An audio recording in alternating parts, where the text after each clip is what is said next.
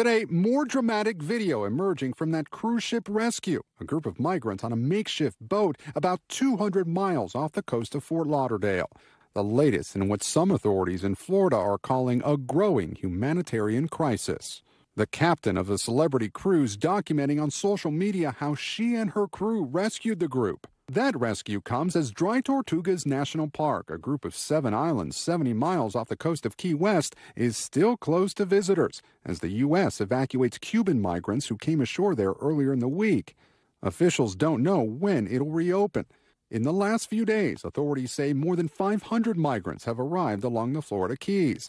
Customs and Border Protection reports a 400% increase of migrant encounters in the Miami sector since October 1st. Florida Senator Marco Rubio tweeting today the Florida Keys are now being overwhelmed with migrants arriving by boat, and so far, the Biden administration appears to have no plan to address this. Republicans have blasted the White House for what they see as lenient border policies that have contributed to a record number of unauthorized border crossings last year.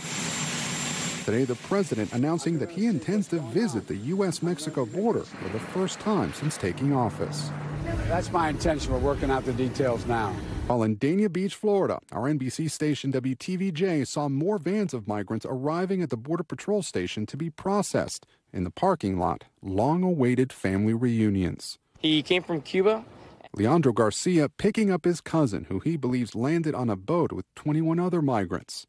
He says it was very difficult. He says his cousin spent 2 nights at the Dania Beach station before being released to his family. I just feel such a sense of relief for him, and I'm so happy. You know, I'm born here, and so I know how amazing this country is, and I've been several times to Cuba. I know it's very different, and I'm just so glad that, you know, he's able to leave there and enjoy the freedoms and all the rights and privileges that we have in this country.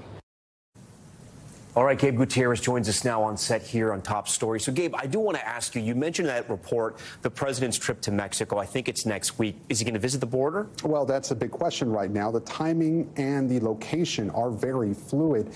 It appears that the president might visit either before or after he attends the North American Leaders Summit in Mexico City. But again, the details are still being worked out. We spoke with officials in El Paso, and they tell me that they have not yet been made aware of any plans for a presidential visit. Tom. There's obviously a lot of pressure on the Biden administration because of the border, the record numbers, which you've been reporting on all of last year. And now we're seeing what's happening in Florida and the Florida Keys. I do have to ask you, I know there's been some reporting and some information out there about some migrants able to be processed and others not. What do we know about that situation? Well, we saw in that story that obviously some Cubans and potentially many Cubans are being allowed to stay. And it is difficult when it comes to repatriating Cubans. As you know, Tom, the U.S. does not have formal diplomatic relations with Cuba. And so a lot of immigration attorneys say there are still a lot of outstanding questions about which can be repatriated, which cannot. Many are being allowed to stay and are being able to get driver's licenses, but not being allowed to apply for formal citizenship.